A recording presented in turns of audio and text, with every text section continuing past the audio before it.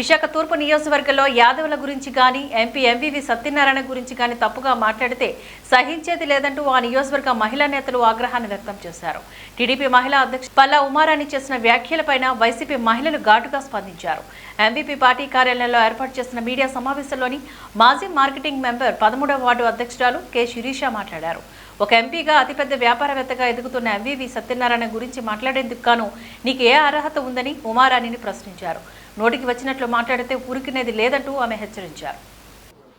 పల్లా ఉమారాణి గారు ఒక సభ్యత సంస్కారం అన్నీ మర్చిపోయి ఎంవీవి గారిని అలాగే మా వార్డు కార్పొరేటర్ గారిని ఒక అసభ్యకర పదజాలంతో విమర్శించడం జరిగింది. ఆ విమర్శలకు ప్రతిదాటిగా మేము ఇప్పుడు ఈ ప్రెస్ మీట్ని పెట్టడం జరిగింది. పల్లా ఉమారాణి గారికి మేము ఈ విధంగా మేము తెలియజేసింది ఏంటంటే, మీకు ఎంవీవి గారిని విమర్శించే స్థాయి కానీ అర్హత కానీ హక్కు కానీ ఏ విధమైన అర్హత నీకు లేదని చెప్పేసి మేము ఈ విధంగా సభాముఖంగా మీకు హెచ్చరికలు జారీ చేస్తున్నాం. అలాగే మా కార్పొరేటర్ అయినటువంటి మొల్లి అప్పారావు గారిని విమర్శించారు.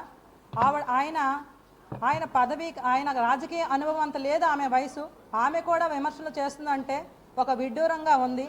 ఏదో మైకి ముందు కూర్చోబెట్టారు, ఏదో మాట్లాడేశామని చెప్పేసి మాట్లాడేసిందే కానీ ఒక రాజకీయ పరంగా అనుభవంతో ఆమె ఒక అనుభవం కలిగిన వ్యక్తిగా ఆవిడ మాట్లాడలేదు.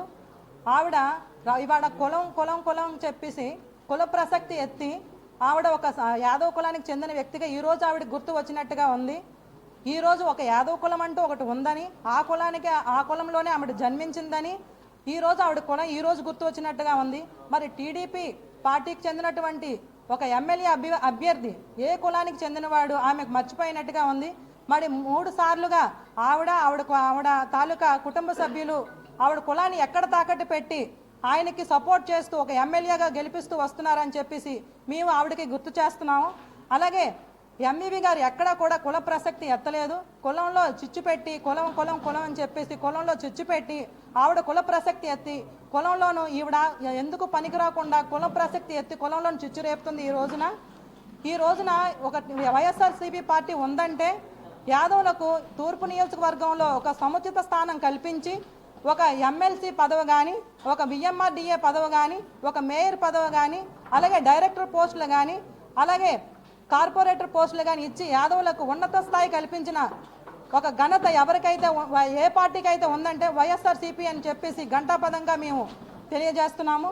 అలాంటి సముచిత స్థానం కల్పించి యాదవులకు ఉన్నత స్థాయి గల వ్యక్తులుగా తీర్చిదిద్దిన ఘనత వైఎస్ఆర్సీపీ పార్టీకి కానీ వైఎస్ఆర్సీపీ అధినేత అయినటువంటి జగన్మోహన్ రెడ్డి గారికి కానీ ఉందని చెప్పేసి తెలియజేస్తున్నాము. అలాగే కులం అని చెప్పేసి కులం ఈరోజు గుర్తు వచ్చింది. అప్పుడు ఆ రోజు చౌదరి అయినటువంటి వెలగపూడి రామకృష్ణ బాబుకి ఆవిడ ఎక్కడ కులాన్ని తాకట్టు పెట్టి ఇన్ని సంవత్సరాలుగా ఈ రోజుకి కూడా ఆయనకే సపోర్ట్ చేస్తూ ఆయనే ఎమ్మెల్యేగా గెలిపిస్తూ వస్తున్నారు.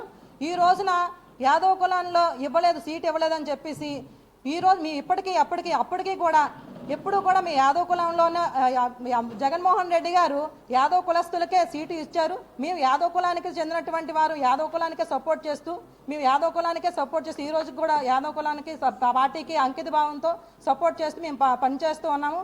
ఈవేళ ఈవిడ ఎందుకు పనికిరాని పదజాలంతో విమర్శించే స్థాయి లేదని చెప్పేసి ఈ సభాముఖంగా తెలియజేస్తున్నాము. ఈమె ఆయన నాన్నగారు అయినటువంటి ముగడ అప్పలకొండ గారు సమాజానికి ఏదో ఉద్ధరించేశారని ఆయన ప్రసక్తి ఎత్తడం జరిగింది.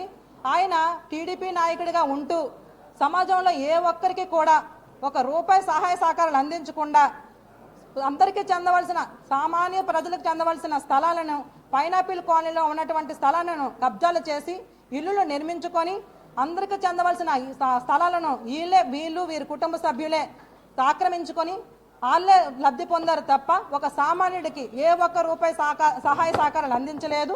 అలాగే ఆవిడ ఇసుకతోట శివాలయం తాలూకా ప్రసక్తి ఎత్తిందామే. ఇసుకతోట శివాలయం అప్పట్లో ఒక పెద్ద మనిషి చేసుకొని స్థలాన్ని దానం చేస్తే ఆ సమయానికి తగ్గట్టుగా అక్కడ ఉన్న ప్రజానీకం ఎవరికి ఎంత తోస్తే అంత చందాలు ఎత్తుకొని ఒక నిధిని కేటాయించి గుడి నిర్మాణం చేయడం జరిగింది. ఆ గుడిని ఒక యాక్టివ్ పర్సన్స్ ఎవరైతే ఉన్నారో అందులో వాళ్ళ నాన్నగారు ఒక మెంబర్ యాక్టివ్ పర్సన్, ఆయన ఉండి ఈ గుడి నిర్మాణం చేయడం జరిగింది. అందుకు గాను గుడిలో లింగాన్ని కూడా దోచేసి ఈ రోజున 40 సంవత్సరాలుగా గుడిలో లింగాన్ని దోచేసినట్టుగా మొత్తం ఖజానాన్ని ఖాళీ చేశారు. మేము అది సమాజాన్ని కల్పించండి అని మేము అడిగితే మా పైన ఎదురుదాడి తిరిగి ఒక విచక్షణారహితంగా పదజాలాలు వాడి మమ్మల్ని ఎదురుదాడి తిరిగి చాలా అసభ్యకరమైన మాటలు మాట్లాడారు. ఈ రోజున యాదవ్ సంఘంలో ఉన్నటువంటి యాదవ్ సంఘ పెద్దలు కానీ, యాదవ్ సంఘానికి సంబంధించిన సమాజంలో ఉన్నటువంటి యాదవ పౌరులు కానీ, అలాగే ఇసుక తోటలో ఉన్నటువంటి వివిధ సంఘాల పెద్దలు కానీ, అన్ని సంఘాల పెద్దలు వచ్చి అక్కడ యాదవ్ సంఘానికి సంబంధించిన శివాలయానికి సంబంధించిన గుడిని పోరాటం చేసుకొని ఈ రోజు మేము యాదవ్ సంఘానికి అప్పచెప్పుకున్నాం.